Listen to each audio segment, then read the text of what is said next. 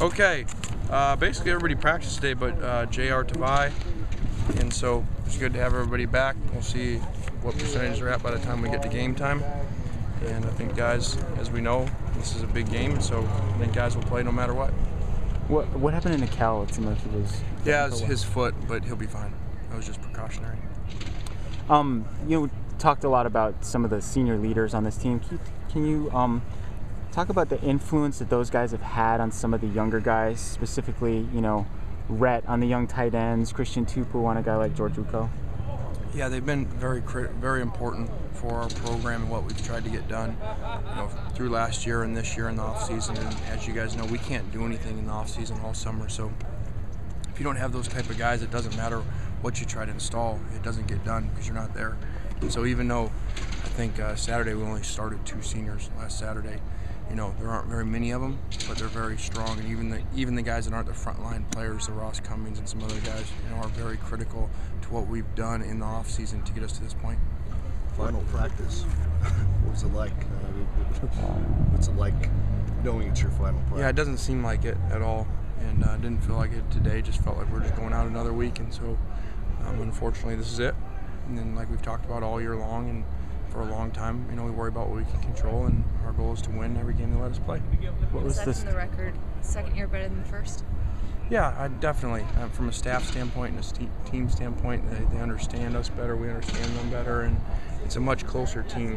One, for being together for 2 years with the returning players, but I just think in general, there's some really special kids in here, all the way from the superstars to the guys the Boomer Repkes, and the John Mnuchin. So it's just a special group of guys. What's the story behind the song there at the end? I don't know. Somebody was trying to play a Thanksgiving or something. I don't know what that was.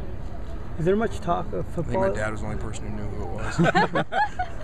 Stands are pretty good. Really? Is there much talk of football at the Thanksgiving table at your house? No, not at all. No, it doesn't. You'd probably be surprised, because we do it so much all day, nonstop here, that no matter really when we're away from here, there isn't in our family settings, because it's the last thing we want to do. We don't want to talk about football when we finally go away from here. Do you get to have a nice Thanksgiving day that you can enjoy with your family? Yeah, it starts later. We still have a lot of work to do, with this film and getting ready for tomorrow and finalizing scripts and call sheets. So probably it would be more like 6 or 7 a night. But yeah, it's good. And a lot of our family is here on both sides, so it's good. Are any of the players' families hosting some out-of-town guys or anything like that today? Yeah, a bunch of guys. We talk to everybody to make sure, obviously, everybody has somewhere to go. But luckily, we have a lot of local kids, so they're grabbing guys left and right. And a couple guys are going to some coaches' houses too. Any restrictions on their eating? But from us, yeah, we talk to our big guys. It's going to be hard to monitor them unless we go from house to house. So we just have to trust them. But I don't think that's going to go very well. They're very tired of eating really healthy. What do you remember about the 06 game? Nothing. I really just kind of remember, just what a horrible day it was, and walking out of there, and it's kind of like anything, until it's gone, sometimes you don't really understand what it was. And so then to look back, and I don't remember exactly how the events went that day with Arkansas game, whatever, but obviously at the end of the day, it looked like if we would have won that game, we'd be going to what you would consider the potential of winning a 3rd national championship within 4 years. And so I think, once those are gone, or you become further removed from them, you feel almost how impossible it is to ever do again, and how long it takes to do. So obviously it wasn't a very good day. Is there a lesson there that you can tell these guys about being a big favorite coming into this game and what can happen to you? Yeah, it's about preparation. If you don't prepare really well, it doesn't matter who. You can lose any game no matter what, at any level. It's not about the talent, it's about how you play that day. But then when you add a rivalry game to it, it really doesn't matter, and you see that. These spreads don't mean anything. If you go over years and years of rivalry games, you can throw the spreads out the window. What would you remember what you were thinking when that ball was tipped? Yeah, I was just figuring out why he was standing there, because either they rush or they drop.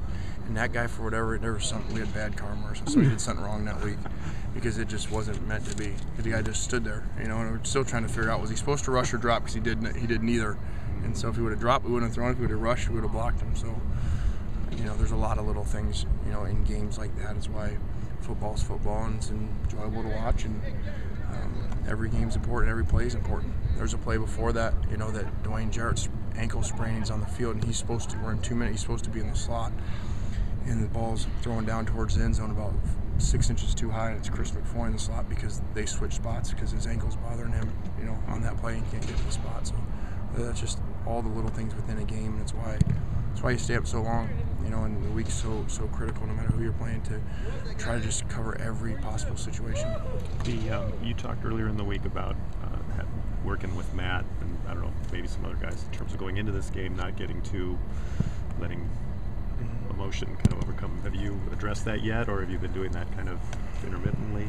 No, well, one thing, we don't have many guys to do it with, so that's the easy thing.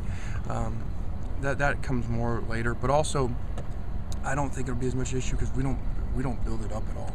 We're not going to give some big speech, tomorrow night in the hotel about the biggest game ever and last time for everybody and all that, because then you add pressure to a situation. And I would just rather us go out and play really good like we have for the last 5-6 weeks and not worry about anything else.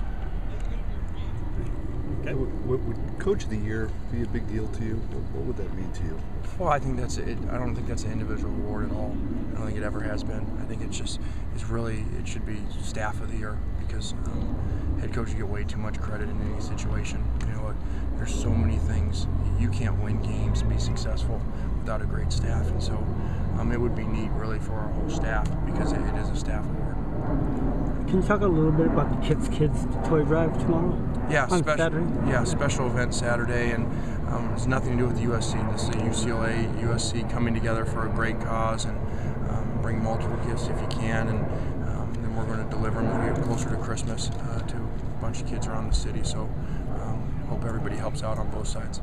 Well, why did you decide to start this drive? Just an idea that came about, probably 2 months ago or something, and we were just trying to figure out a plan of how we could do something and really maximize it. And so we've just came with an idea of what a better place to have 90,000 people coming together that we'd be able to do something in really, 4 or 5 hour period. So I think it's going to work out great. What are you thankful for on this day? What do you think, if anything, on this day? Our quarterback. He's playing right now. Very thankful. And that he didn't come to Tennessee when we tried to recruit him. All right. Thanks, guys.